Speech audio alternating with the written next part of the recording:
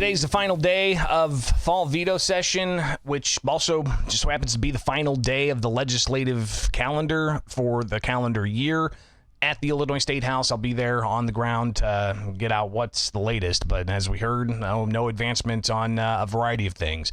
Like, for instance, they're not taking up State Senator Jason Plummer's bill to hold harmless those who purchased firearms before when there was an injunction in place against the state's gun and magazine ban. There's apparently not going to be any movement on the OP bill, the Orders of Protection bill that requires police to confiscate firearms from subjects of domestic violence orders of protection.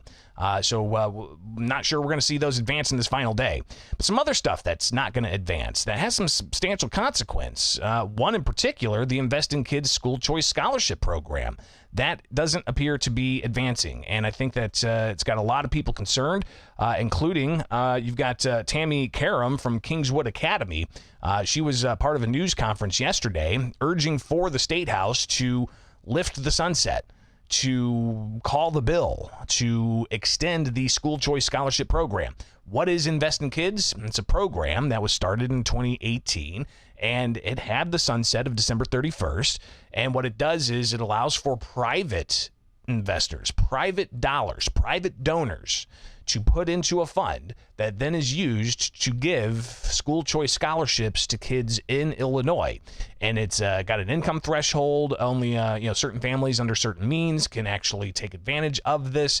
So obviously this is something I think is getting a lot of traction, and it's a popular idea to allow for private donors to put into a fund to give to families to go to a school of their choice. And the donors, in exchange, get a 75% Illinois income tax credit.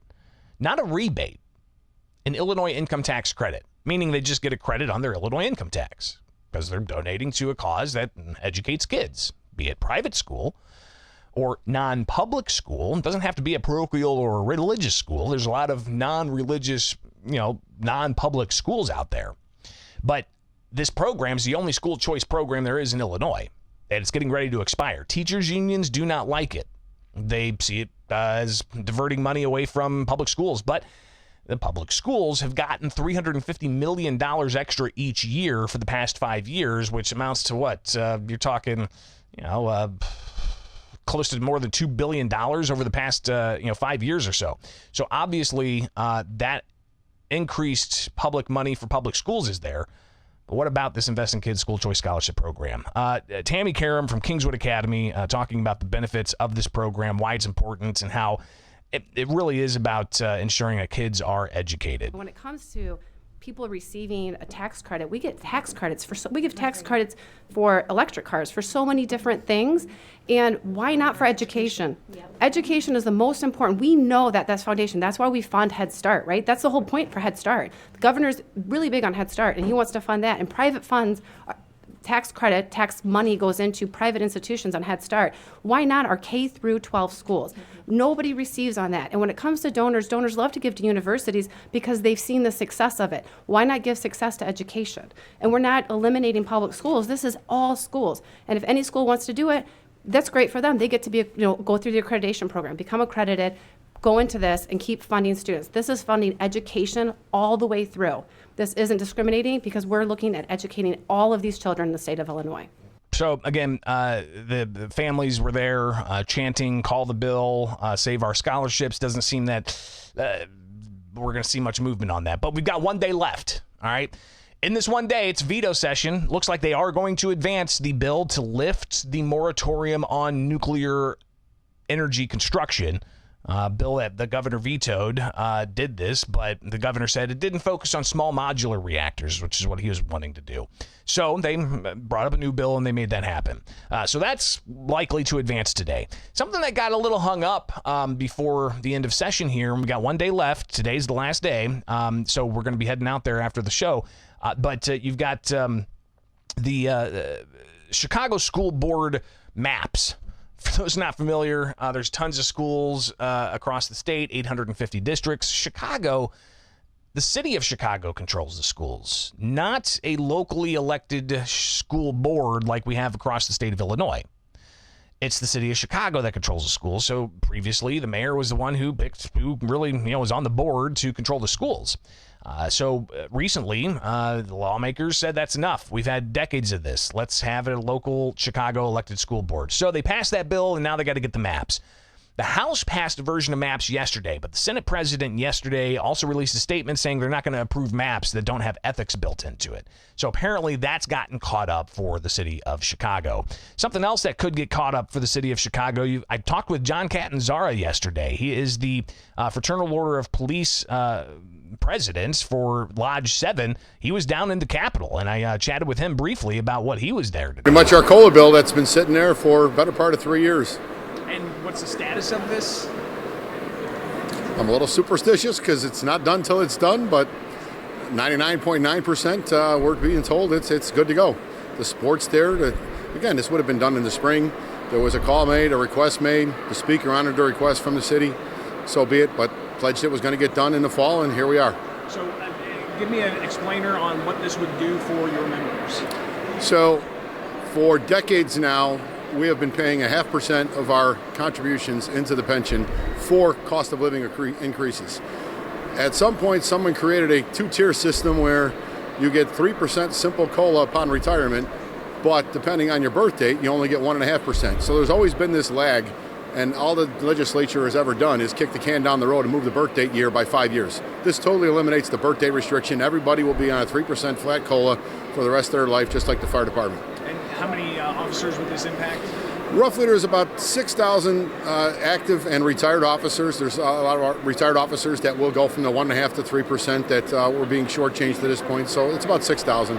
So again, John Catanzara, the president of the Chicago Fraternal Order of Police Lodge 7, chatted with him briefly at the Capitol yesterday when I saw him walking around the third floor rail.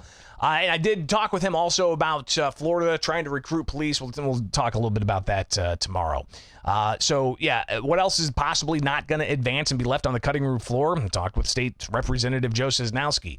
There are concerns with a law that happens to take effect January 1st that we're going to see paid time off as a requirement for employers. And this allows for a certain number of days of paid time off for employees to just say, I'm taking this day off. Cisnowski says there's some concerns there, especially when it comes to smaller units of government. Yeah, so January 1st, paid time off is going to come into existence for employees and employers. And we did a carve out in the original bill for park districts, primarily because of part-time workers and the turnover and things that they deal with. And that the problem is there's organizations like forest preserves and city-owned park districts that have the same types of issues. I know the Illinois Municipal League has concerns because there's also contracts out there with police, fire, and unions that already allow for all of this. So now what this is creating is additional issues. For example, police officers now potentially could just call in without any excuse, say, I'm just not showing up. I get these are one of my 5 days. And so those are some concerns that cities are looking at, park districts and forest preserves. So we have a couple different bills out there, and it's going to cause some issues. So it's something we really need to look at. So I asked what's the status of his bill and of this issue being dealt with before the end of the session. Yeah, it looks like right now might not. There's some Democratic bills that actually push paid time off. Representative Ness actually did a 6-month delay on that. She's got a bill there. We're hoping to get some traction there and have some of these discussions, but we'll see what happens in the next couple of days. And if it doesn't pass by today, January 1st is just around the corner. It can cause definite issues. I guess we're going to kind of see how it might play out. We may have to deal with a couple months of it and say, well, okay, we got some problems here. Let's fix this in early spring. So we'll see.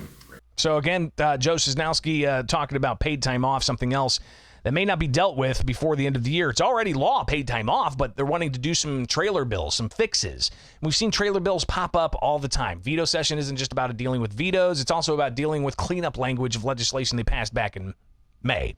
So you had that with a bill dealing with a whole host of things like Illinois State Police grants that you heard Bill Cunningham talk about.